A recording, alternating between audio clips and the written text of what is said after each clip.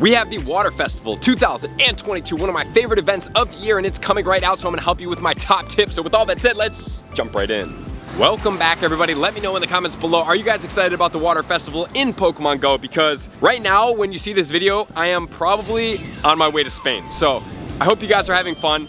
I am going to try my best to get the field research tasks into here. If I do not have them, please check the pinned comments below sometime of when I land and to when the event starts. I will put them in the pinned comments. So I'm gonna try my best, but I'm gonna go over everything that is in there. I just might not have the exact tasks as of right now. So with this said, we are going for the Water Festival, which is gonna start on Thursday, May 12th at 10 a.m. And that's gonna go all the way till Friday, May 20th at 8 p.m. local time. So you have over 1 week to be able to participate in this festival. And then the event bonuses, before we jump into the top tips, remember we have 2-hour Rainy Lure Module boost. Rainy Lure Modules are going to produce the ability for you to go from Sliggoo all the way into Goodra, so that's going to be one thing. And then also they're going to pull a lot of water type spawns. So looking for water type Pokemon from the event, they're going to be primarily populating these spawns, is something good that you can get. And if you want to see what the Rainy Lure Module spawns typically are, you can check them out over here. It looks like Psyduck, Lotad, Surskit, Brokey, Joltik, and more Pokemon. But since this is a water type event and there's a lot of water type Pokemon, the Rainy Lure Module is basically going to be a bunch of boosted spawns. But just remember guys, a great way to get Stardust is to grind lure modules in a downtown area with a lot of people. It's going to be a lot of fun, so do that. Additionally, you're going to get 2 times candy from hatching eggs. So I suggest that you guys, we will check out the 7-kilometer eggs in a tip, but honestly speaking, the 7-kilometer eggs aren't incredibly amazing, so I would probably stick more to 10-kilometer eggs and 12-kilometer eggs to get that 2 times hatch candy, and then additionally increase XL candy coming from egg hatches, which I would definitely suggest that you go for those 10 and 12-kilometer eggs. I think they're much better Pokemon than are going to be what in the 7-kilometer eggs, the 5-kilometer eggs, and the 2-kilometer eggs in general. And just remember guys, if we do catch 600 million water type Pokemon, we are getting a boost for the Global Challenge. The Global Challenge boost will be 2 times catch candy. So guys, it's gonna go all the way till the 21st, so I would suggest getting after this, catch as many water type Pokemon up front. As soon as we get that, we get 2 times catch candy, and then you could even use that for things in raids. You could do it for other Pokemon, you could go for field research tasks, you could do it from raid bosses such as Lapras. Giving it a Pineapple Berry is gonna give you even more, and then using it on things such as Wailmer and Magikarp are gonna be really effective because they are 400 candies per evolve, so it's going to help you guys out quite a bit. So as soon as that bonus is activated, use those Pineapple Berries, and I would say try to grind as much as possible because you're also going to be able to stock up on candy of other Pokemon.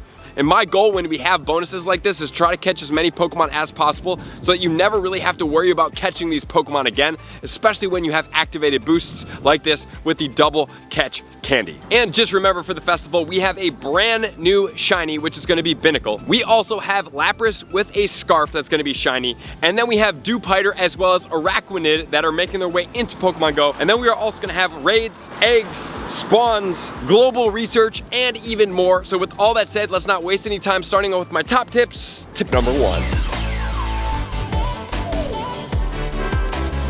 Tip number 1 is going to be focused all around the wild encounters during this event. I want to make sure you guys know everything that's in here and exactly what to focus on. We do have Tentacool, Slowpoke, and Goldeen. Pretty much everything in here is going to have a shiny, so assume everything is a shiny, and if you are checking out the graphic over here, you can also say that. I will point out the ones that do not. As far as Slowbro, we do have Mega Slowbro, and just remember that it's going to be a water and a psychic type combination, so for boosting XL candies, getting that thing all the way to a level 3 Mega may not be such a bad idea. And then we have Staryu, Magikarp, as well as Marill. So the Staryu is going to be a great Pokemon because it is a Stardust boosted Pokemon. It is going to be 750 per catch. If it is rainy weather, you're going to get 938 without any type of star piece. Then if you put on a star piece, no weather boost, 1125, but with a star piece and the weather boost, you are looking at 1406 Stardust per catch.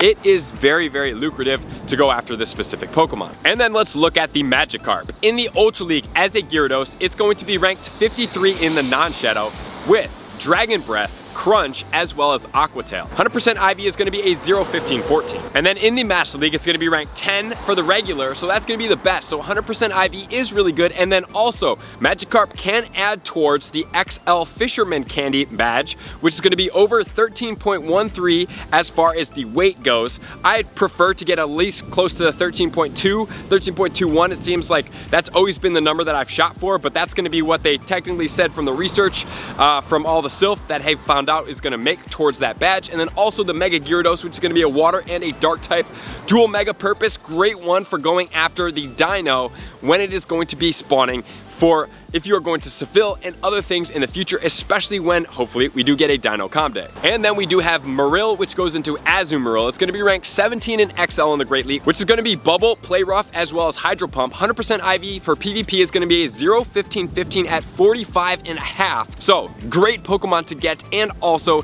it does contribute towards a really good bulky Pokemon in this league. You're going to need some XL candies to get it to that XL, which is definitely going to be worth it. And then we have Lotad, which is going to have a shiny. Surskit, not shiny. And then we have the Carvahna. Carvahna shiny is great. It is also going to be a future mega as well, even though Gyarados is going to be a better dark and water type combination. And then we have Wailmer, Temple, new shiny Binacle, and Dewpider. Unfortunately, the Dewpider is not going to be shiny, which is not that big of a deal, but it is not actually ranked to PV Poke as of yet. So as soon as this does come out, I will put the Araquanid in the comments as well. And then if you are lucky, you could encounter a Poliwhirl, a Mantine, or an Alomomola. So just remember, both of those on the ladder are going to be shiny. The Poliwhirl is not going to be shiny. So unfortunately, the Lapras with the bow is not going to be spawning in the wild. So where does that leave it? We will check it out in a little bit. So with all that said, that's going to be the most PvP meta relevant. I did cover some megas, not the best megas in here, but with all that said, now let's get into tip number 2. Tip number 2 is going to focus around the field research. So there's some pretty good Pokemon in here, including one of the ones that we did miss out on the wild spawns. We do have Magikarp, Carvahna, Wailmer, Luvdisc, Binacle, all the above do have shinies. Dewpider is going to be in there, and then yes, if you are lucky, so they're going to be rare tasks. We have Lapras with a bow, and then also Marill. So these specific Pokemon, if you can locate that Lapras, best of luck. I can't wait to see what these are. And just remember, in the field research, you are also going to be able to do tasks that are going to be able to get you Mega Energy for Blastoise as well as Gyarados. So please do those tasks, unless we will find out at some point they require you to power up a Pokemon. And if they do, I suggest that you find level 1 Pokemon. You can power them up 4 times for 200 Stardust each and dump that Pokemon, and then go find another level 1 and then dump that again after 4 power-ups to save as much Stardust as possible to get the Mega Energy if that's something that you do desire. So with all that said, let's get into tip number 3. Tip number 3 is going to be looking at raids. We can find one of the other Pokemon that was not in the wild spawns in the raids, and man, some of us are definitely going to be raiding for it, but let's start with the 1-star raids. We do have Quillfish that does have a shiny. We have Wailmer, shiny, Spritzy, as well as Helioptile, both non-shinies, and then finally we also have Rockruff. So as far as these Pokemon, Helioptile, not really the best Pokemon, honestly, so it's rare, it's cool, but it probably, in my opinion, isn't warranted to raid for. All these Pokemon in here, unless you're hunting for a shiny, that's really the only reason that I would do raids. And then just remember that you are paying to hunt for that shiny, and I'm always not really the biggest proponent of that specific motion. Then we're gonna go into 3-star raids. 3-star raids is gonna be Alolan Raichu with the shiny. I like this Pokemon spawning. I'm a big fan of this Pokemon. Pretty cool Pokemon, so it's definitely something. I like the shiny. Chocolate Bunny, great Pokemon. But then we also have Lapras spawning in here as well.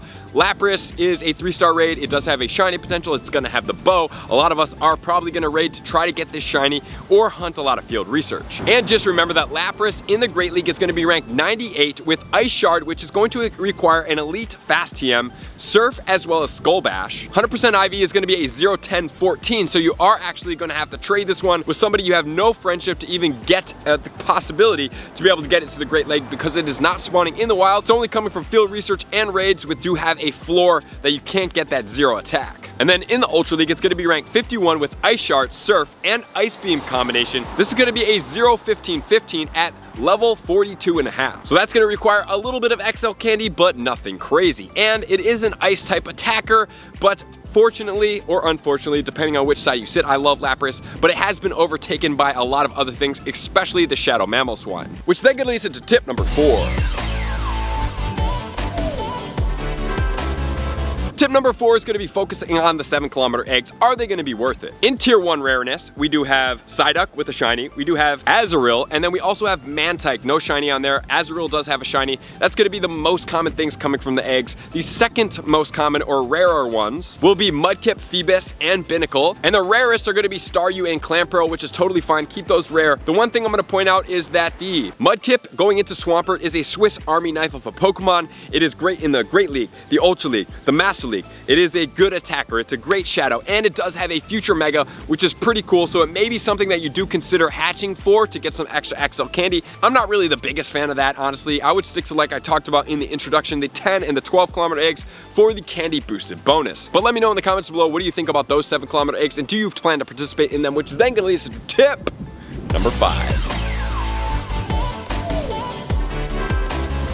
Tip number 5 is going to be play with your friends. Trade Pokemon that you need XL candy as. Take full advantage of this water event, and hopefully you guys do have the opportunity to get your Lapras. Just remember, guys, that during the season of Alola, we do have a couple things going on, but we do have the research going on. If you do want to check the research, you can definitely pause the screen and check it out here. I'm not going to go over all of it, but additionally speaking, you also can do 2 raids per day free by going to the raids. So do go to your raids, do your 2 raids per day. Maybe if you're looking for the Lapras shiny, for a grand total of 8 days, you are looking at 16 Lapras raids, which you could potentially get a shiny for. So that's gonna do it, guys. Get out there, have fun, play a lot, and enjoy yourself as always. Thank you guys for tuning in. To all my likers, commenters, subscribers, Patreon members. Everybody takes their support, subscribe to MSN Twitch level. I'm gonna see you guys out on the next video. Peace. I want to take this time to thank everybody who supports me in every facet. It means the world to me, and an extra special thank you to all my Patreons. I greatly appreciate the extra support to continue to allow me to pursue Pokemon Go full time, allowing me to create my daily video uploads in the most timely fashion for everyone's benefit. Plus, I get the amazing experience of sharing my creative processes behind the scenes and raiding all around the globe with select upper tiers. Thank you everybody for being a part of the Trainer Club. You all mean the absolute world to me, and I will see you guys out on the next video.